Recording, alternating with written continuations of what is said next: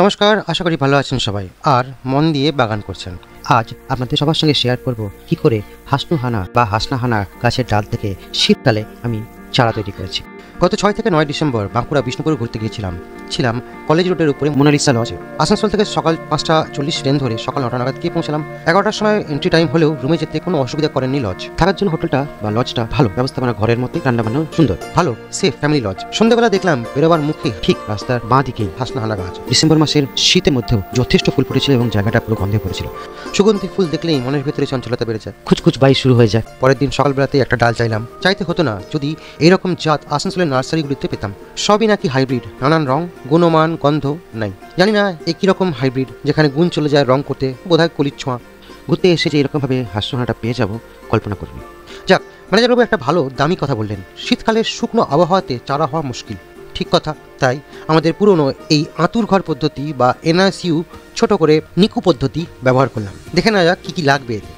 এতে লাগবে একটি বোতল, কিছু রেয়ন তুলো, বালি, বেলে মাটি, প্রয়োজন মতো জল, রুট হরমোন, ইপসিত গাছের ডাল, একটি প্রুনার, একটি প্লাস্টিক ব্যাগ। 9 তারিখ 12টা নাগাদ আসানসোলে ফিরে এসে একটু ফ্রেশ হয়ে নিয়ে লাল মাটির যে মন্ডে তারা ডাল দুটি দিয়েছিলেন তার থেকে ডাল দুটি বার করলাম ও 6 থেকে 8 ইঞ্চি মাপে কেটে নিলাম।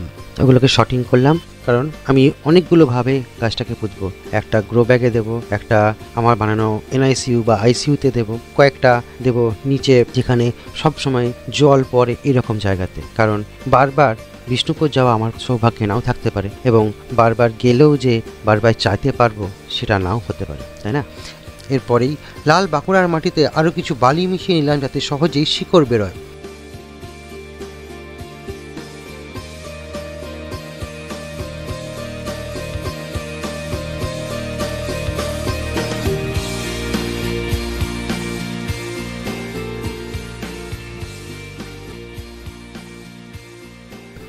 নেক্সট কাজ নিকু তৈরি করা। একটা বোতলকে মাঝ বরাবর দুভাগে ভাগ করে নিতে হবে। বোতলের ছিপিতে একটি বড় ছিদ্র করে নিতে হবে যাতে গিয়ে রেয়ন তুলোটা ওই ছিদ্র দিয়ে প্রবেশ করানো যায়। কিছু রেয়ন তুলো ওই ফুটোটার মধ্যে দিয়ে ঢুকিয়ে ওই ফুটোটাকে সিল করে দিতে হবে। রেয়ন তুলোর একটা পোর্শন নিচের দিকে থাকবে, একটা পোর্শন ভেতর দিকে থাকবে, এতটা মতো তুলো দিতে হবে।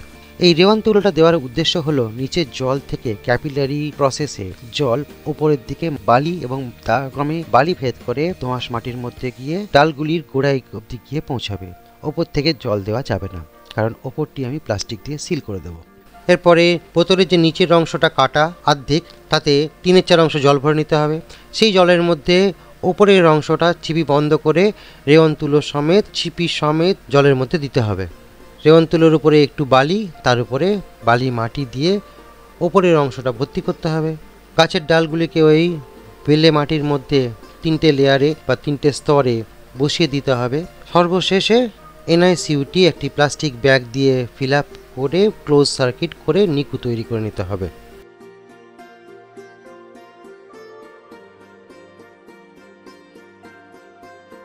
ডালগুলোতে দ্রুত যাতে শিকড় বেরোয় তার জন্য ইউজ করলাম রুট হরমোন। কাটিং এড আমি ইউজ করে থাকি সেটা। রুট হরমোন না দিলে শীতকালে ডালগুলো থেকে চারা বার করা একটু কষ্টকরই হবে। বর্ষাকাল হলে বিনা রুট হরমোনই আমি লাগিয়ে দিতাম, কোনো অসুবিধা হতো না। শীতকালের ডালগুলো থেকে চারা বার করার জন্যই এই এনআইসিউ পদ্ধতিটার আবিষ্কার।